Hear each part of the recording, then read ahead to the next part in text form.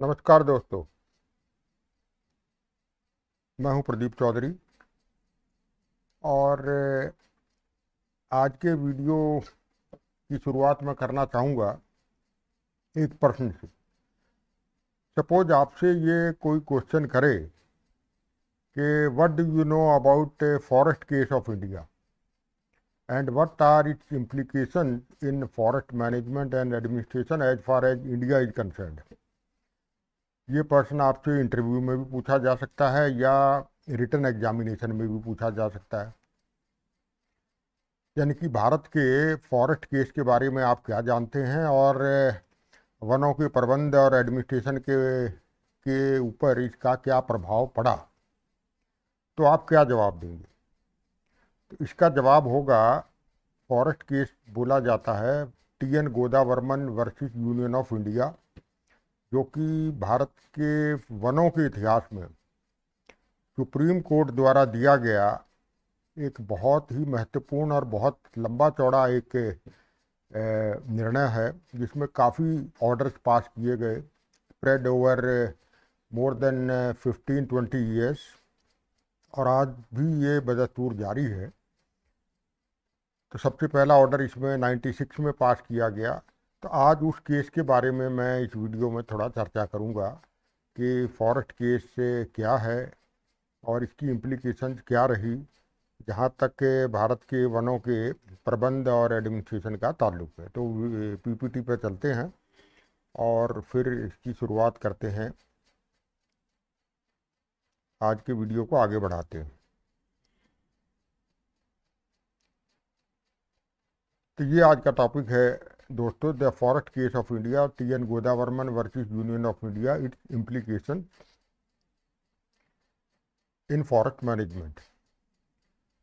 देखिए 1995 में, देखिए ये टी एन गोदावर्मन साहब के बारे में मैं थोड़ा जिक्र कर दूं। बहुत बड़े एनवायरमेंटलिस्ट ये हुए थे, तमिलनाडु से बिलोंग करते थे, और 95 में इन्होंने ये रिट पिटीशन फाइल की थी सुप्रीम कोर्ट ऑफ इंडिया में कि नीलगिरी में जो इलीगल टिम्बर ऑपरेशन चल रहा है, डिफॉरेस्टेशन चल रहा है, उस पर रोक लगाई जाए।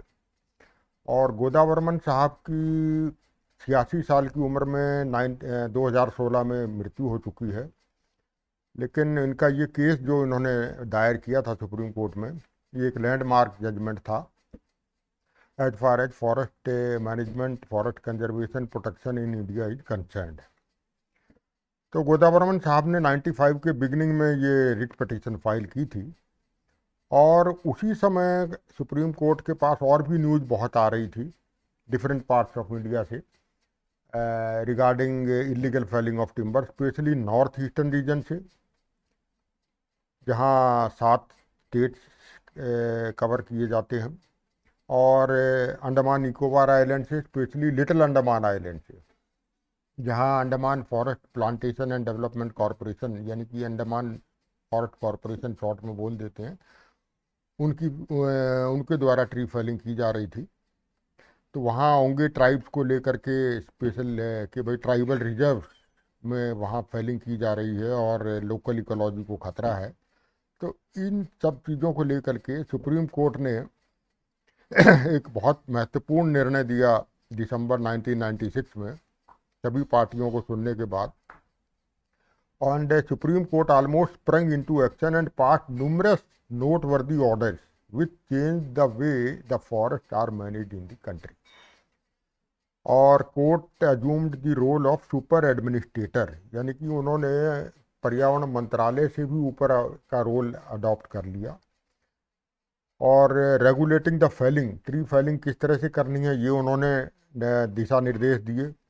Movement of timber across the country, timber जो लॉग या राउंड लॉग या sound timber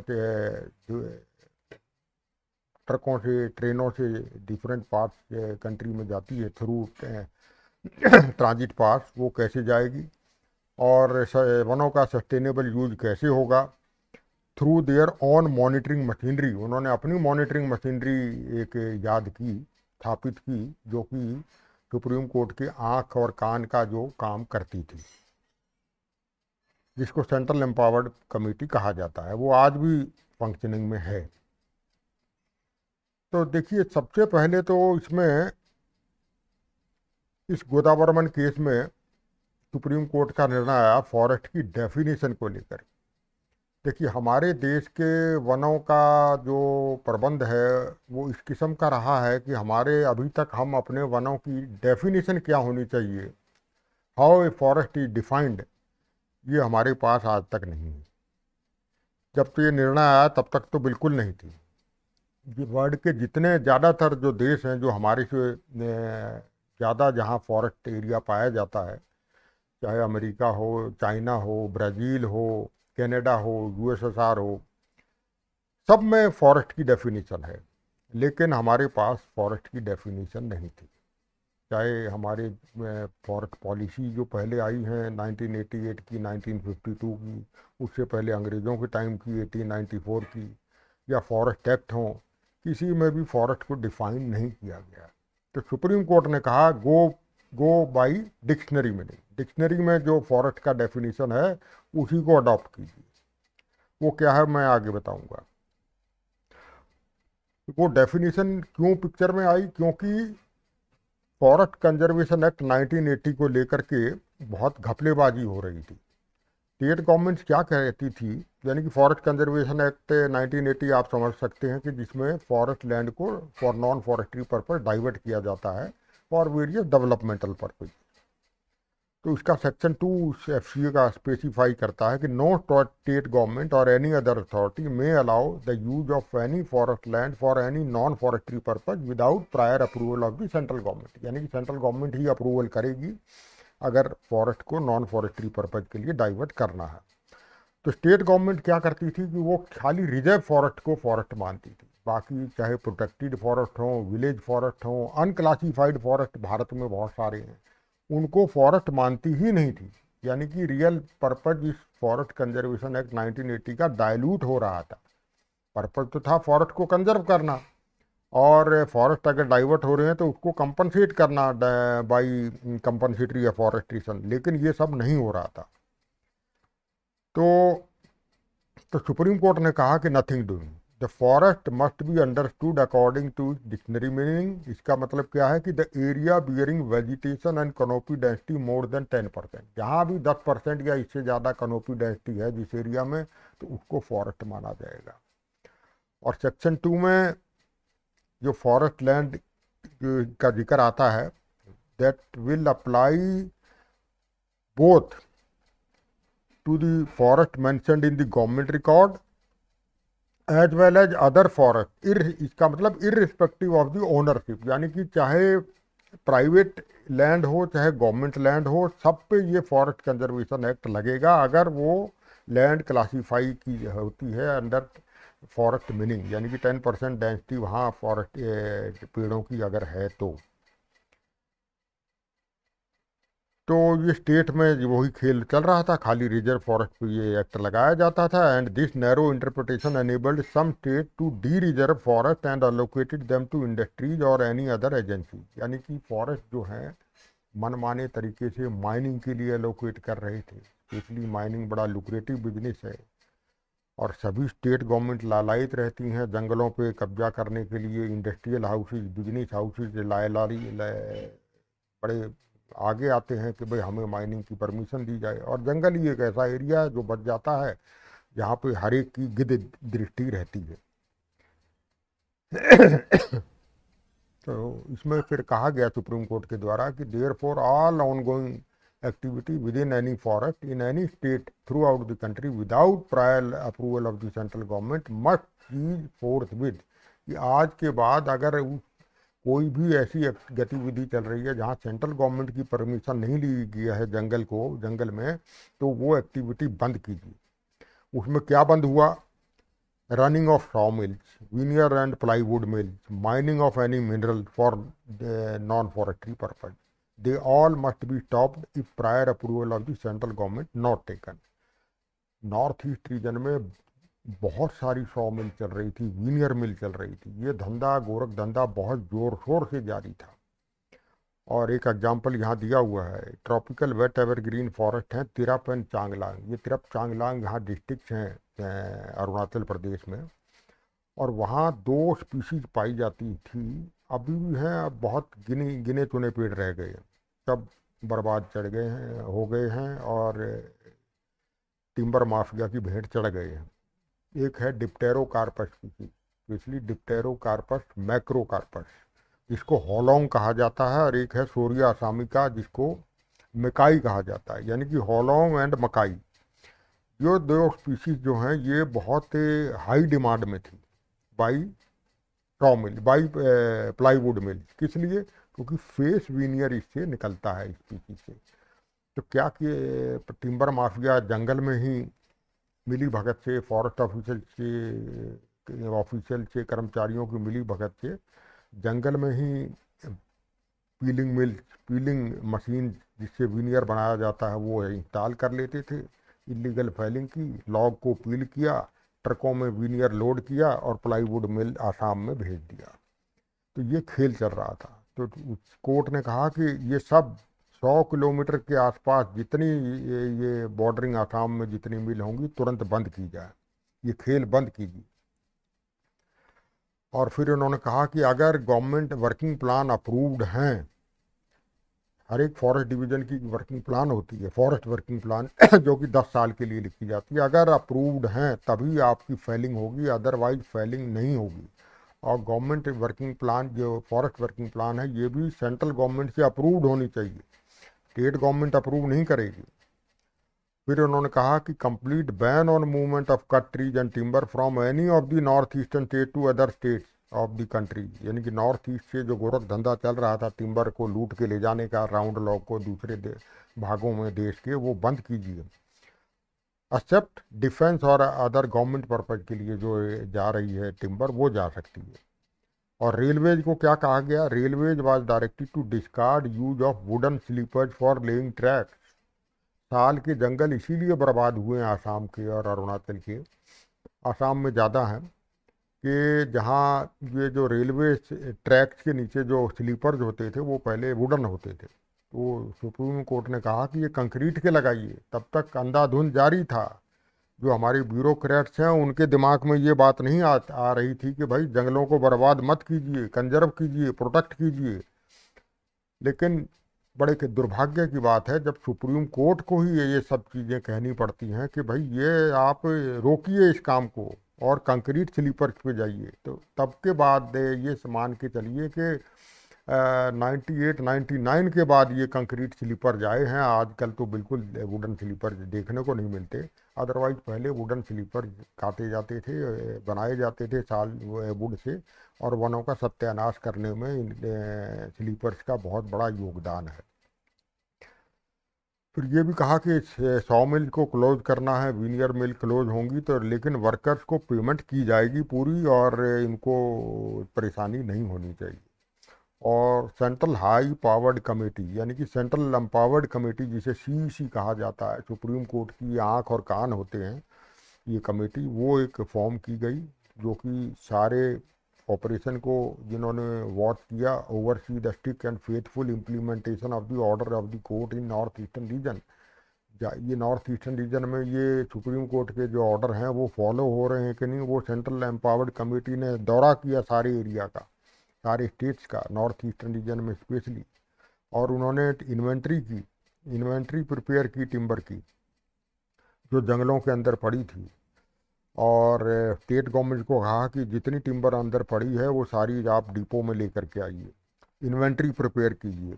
after इन्वेंटराइजेशन process is over, तब उन्होंने कहा कि अब ये टिम्बर का ऑक्शन किया जाए under the supervision of the central empowered committee. देखिए, more than 1 lakh cubic metre of illicitly felled seized timber was found in the forest. इतना भारी 1.20 लाख क्यूबिक मीटर, ये क्यूबिक मीटर है, क्यूबिक फीट नहीं है। क्यूबिक फीट अगर बनाना है तो ये हो जाएगा मल्टीप्लाई बाय 3.3। एक क्यूबिक मीटर में होते हैं लगभग 35 क्यूबिक फीट। तो अगर ये क्यूबिक मीटर फीट में कन्वर्ट करेंगे तो ये फिगर बन जाएगी आपकी लगभग 40 लाख क्यूबिक फीट। इतनी टिम्बर वहाँ पड़ी थी। तो उसको निकालिए ताकि डिग्रेडेशन ना हो और उसको ऑक्शन कीजिए।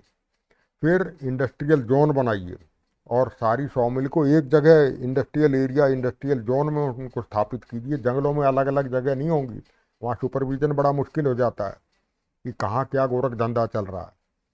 और फिर एक्शन प्लान बनाइए। हर स्टेट के पीसीसीएफ को कहा गया कि कैसे आप जंगल बचाने हैं, एक्शन प्लान बनाइए बताइए और हमें सबमिट कीजिए, क्वार्टरली रिपोर्ट दीजिए कि एक्शन प्लान पे क्या कार्रवाई हो रही है। इतना सब ये सब डंडा सुप्रीम कोर्ट का चलता है, तब थोड़े जंगल बचते हैं।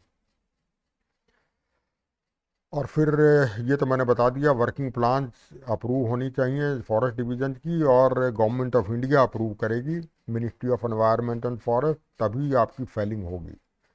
And all states must identify ecological sensitive areas in consultation with leading institution like ICFRE यानी कि Indian council of forestry research and education, जिसका एक इंस्टीट्यूट है जोरहाट में, rain forest research institute, WII यानी कि wild life institute of India, Nehru north eastern hill university Shillong वाली, नेरिट ये ईटानगर के पास है, north eastern regional institute of science and technology और लीडिंग एनजीओ, सबको मिलाइए और इकोलॉजिकली सेंसिटिव एरियाज है जहाँ फेलिंग वेलिंग बिल्कुल नहीं होगी उनको आइडेंटिफाई कीजिए। जैसे कि आपके बहुत सारे सीक्रेट ग्रोव एरियाज हैं या बहुत हाई स्लोप एरियाज हैं, उनको आइडेंटिफाई कीजिए। और जो tree permit system Arunachal Pradesh का था, जिसमें बहुत बड़ा योगदान है, इंडिविजुअल को एक ट्री अलॉट किया जाता था और एक पेड़ के बदले में 4-5 पेड़ काट दिए जाते थे, वो सिस्टम बंद कीजिए आप। लेकिन लोकल यूज के लिए आप लोकल ट्राइबल्स को उनके घर बनाने के लिए या और बोनाफाइड यूज के लिए आप दे सकते हैं, लेकिन कमर्शियल पर्पज के लिए ट्री परमिट सिस्टम को बैन कर दिया गया। और इसमें सिग्निफिकेंट ऑर्डर हुआ इस केस में, concept of NPV and Campa they came out. ये दो कंसेप्ट का जन्म हुआ। एनपीवी होता है net present value of forest और कैंपा होता है एक अथॉरिटी है, compensatory afforestation fund management and planning authority. ये कैंपा का भी एक इजाद हुआ। अब ये मान देखिए एनपीवी का कंसेप्ट क्या है कि जब जंगल कटता है तो बहुत सारी इकोलॉजिकल सर्विसेज लॉस अवे हो जाती हैं, वास अवे हो जाती हैं, जैसे कि कार्बन डाइऑक्साइड को सोखना या वाटर शेड प्रोटेक्शन या क्लाइमेट एमिलियोरेशन, वाटर प्योरिफिकेशन, ये सब ecological services they are washed out, they are lost away. तो उनको अकाउंट फॉर करने के लिए ये एक कंचन चोपड़ा मैडम की अध्यक्षता में कमेटी बनाई गई और उन्होंने रेट आइडेंटिफाई किए, rate of NPV they were worked out.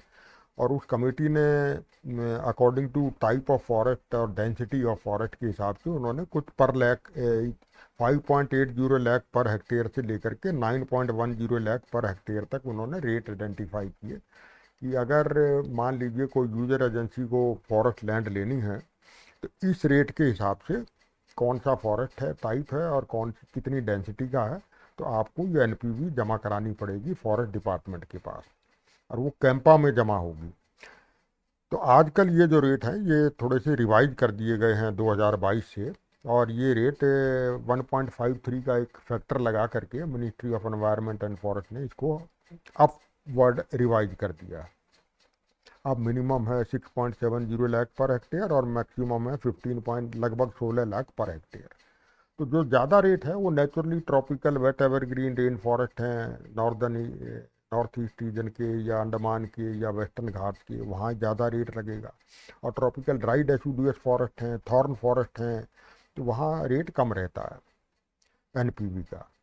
और कैंपा का जो कंसेप्ट है, कैंपा क्यों पिक्चर में आया है, पहले ये जो कंपनसेटरी अफॉरेस्टेशन का फंड था, जो पैसा था जो यूजर एजेंसी जमा कराती है फॉरेस्ट लैंड को उनके कंपनसेटरी अफॉरेस्टेशन रेज करने के लिए, वो फॉरेस्ट डिपार्टमेंट के पास जाता था, स्टेट गवर्नमेंट की ट्रेजरी में जमा होता था। लेकिन स्टेट गवर्नमेंट उसे कोई और पर्पज़ के लिए यूज कर लेती थी, वो कंपनसेटरी अफॉरेस्टेशन होती ही नहीं थी। कई स्टेटों में ये प्रॉब्लम आई, तो सुप्रीम कोर्ट ने कहा नहीं, ये कैंपा जो है एडहॉक कैंपा बोला गया, वो MOEF में एस्टेब्लिश होगी under section 3 of environment protection act 1986।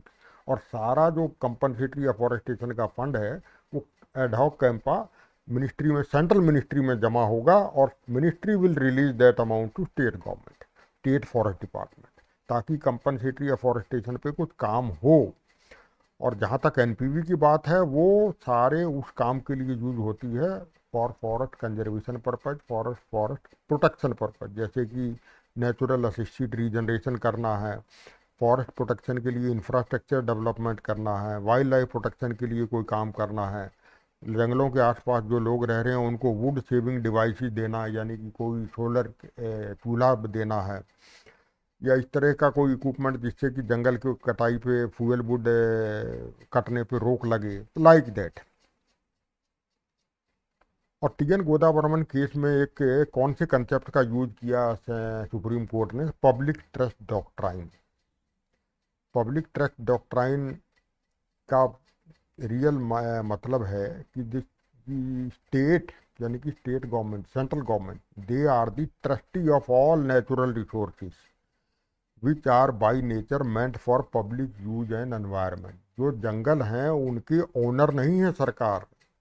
सरकार जो है वो ट्रस्टी है, और ट्रस्टी का क्या मतलब है? Trustee is under a legal duty to protect these natural resources. Natural resources में आपके जंगल भी आ गए, वाइल्ड लाइफ भी आ गया, रिवर भी आ गई, लेक भी आ गए, वाटर बॉडीज सब आ गई।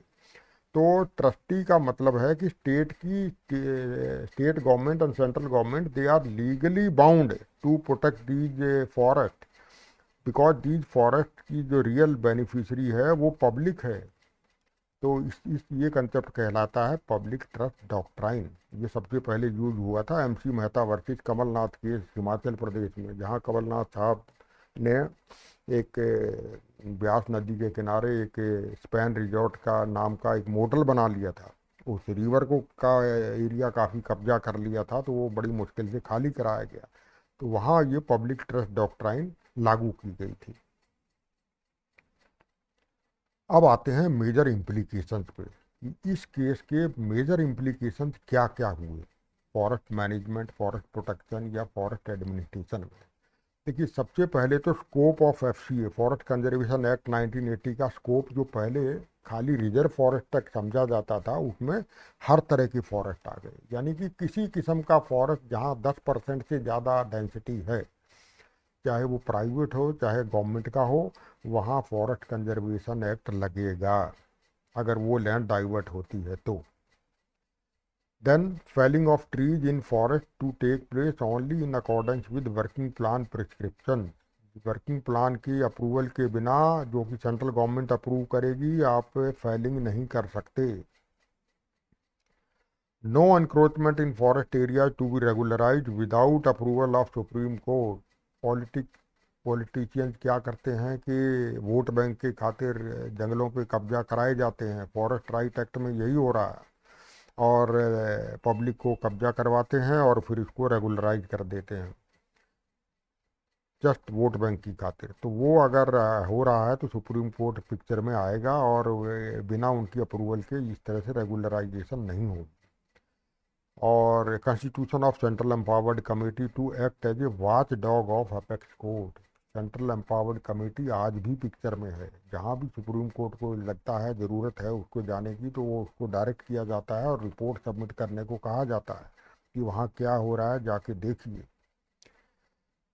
No diversion of forest land और de reservation of national park, wild life sanctuaries without approval of supreme court. National park लगभग 5-5.5% एरिया, हमारा जोग्राफिकल एरिया का 5%, वो नेशनल पार्क प्रोटेक्टेड एरिया के अंतर्गत आता है। अगर यहाँ कोई लैंड डाइवर्ट कराना चाहती है कोई यूजर एजेंसी, स्टेट गवर्नमेंट, तो सुप्रीम कोर्ट की अप्रूवल के बिना ये सब संभव नहीं है। फिर जैसा कि मैंने बताया, creation of Campa for collection of management of fund received from user agency. Compensatory afforestation का जो पैसा आएगा, NPV का जो पैसा आएगा, वो कैंपा में जमा होगा। CAMPA means compensatory afforestation fund management and planning authority. और कंसेप्ट ऑफ एनपीवी मैंने आपको बता दिया है। Then increase in number of regional office of MOEF and CC for in depth scrutiny and monitoring. देखिए, पहले भारत में सिर्फ 5 रीजनल ऑफिस होते थे ministry of environment, forest and climate change के। सारे केसेस सारे इंडिया के सेंट्रल मिनिस्ट्री जो दिल्ली में है वो तो देख नहीं सकती एमओईएफ, तो उन्होंने रीजनल ऑफिस खोले हुए हैं ऑल ओवर इंडिया। जैसे नॉर्थ ईस्टर्न रीजन के लिए शिलोंग में है, बिहार झारखंड वगैरह के लिए, वेस्ट बंगाल के लिए रांची में है, इसी तरह नॉर्थ में चंडीगढ़ में है, एक लखनऊ में है, दक्षिण भारत की बात करें तो बेंगलोर में है, चेन्नई में है। तो इस तरह से 10 रीजनल ऑफिस, 5 से बढ़ा करके उनकी संख्या 10 कर दी गई, ताकि उनको स्टाफ दिया गया, ऑफिसर दिए गए, साइंटिस्ट दिए गए, ताकि वो मॉनिटर सही कर सकें कि कंपनसेटरी अफॉरेस्टेशन प्लांटेशन स्टेट में हो भी रहा है कि नहीं हो रहा है, और वर्किंग प्लान की अप्रूवल भी वही देते हैं। नेक्स्ट था एपीएआर एंड एसीआर। ये कहते हैं annual performance appraisal review, annual confidential reports, जो कि फॉरेस्ट ऑफिसर की लिखी जाएंगी, वो फॉरेस्ट ऑफिसर ही लिखेगा। जनरली स्टेट ज़िले में, डिस्ट्रिक्ट में डिप्टी कमिश्नर लिखता है ये सारे ऑफिसर की, चाहे वो आईपीएस हों या फूड एंड सप्लाई की हों, पीडब्ल्यूडी की हों, अपने हेल्थ डिपार्टमेंट की हों। लेकिन फॉरेस्ट के मामले में ऐसा नहीं है, आईएफएस ऑफिसर की एक आईएफएस ऑफिसर ही लिखेगा, एक्सेप्ट पीसीसीएफ, क्योंकि पीसीसीएफ के ऊपर फॉरेस्ट सेक्रेटरी होता है, वो जनरली आईएएस रहता है। तो ये भी सुप्रीम कोर्ट ने दिशा निर्देश दिया, ऑर्डर दिया अंडर दिस गोदाबर्मन केस। फिर transparency in consideration and approval of proposals under FCA online proposal submission. एक ये वेबसाइट बना दी गई, forestclearance.nic.in, इसको परिवेश कहा जाता है, और उसमें ये कोई भी, ताकि ट्रांसपेरेंट सिस्टम रहे, कोई कितने केसेस है, कहाँ पेंडिंग है फॉरेस्ट क्लियरेंस की, एनवायरनमेंट क्लियरेंस की, तो कोई भी यूज़र एजेंसी, कोई भी एनजीओ, कोई भी जो इनका वनों में संबंध है, थोड़ा बहुत जानकारी है, थोड़ा बहुत रुचि है, वो देख सके कि कहाँ फॉरेस्ट कंजर्वेशन एक्ट केसेस की कहाँ पे क्या स्थिति है, ट्रांसपेरेंसी अकाउंटेबिलिटी बढ़े। तो ये मेरा वीडियो था प्यारे दोस्तों, ये जहाँ तक Goda T N Godavarman versus union of India case का संबंध है। तो मुझे उम्मीद है कि ये आपको कंसेप्ट क्लियर हो गया होगा। फिर भी कोई डाउट है तो आप मुझे ईमेल से संपर्क कर सकते हैं, या आप कमेंट के माध्यम से मुझे पूछ सकते हैं। और वीडियो अगर पसंद आए तो लाइक कीजिए, शेयर कीजिए, कमेंट कीजिए, और जो कैंडिडेट्स यूपीएससी के एग्ज़ाम की तैयारी कर रहे हैं वो वीडियो मेरे चैनल को ज़रूर सब्सक्राइब करें, यूट्यूब चैनल को, क्योंकि इस तरह की वीडियोज़ मैं डालता रहा हूं और भविष्य में भी डालता रहूंगा। तो आज का अंक यहीं तक मैं फिनिश करता हूं। नमस्कार।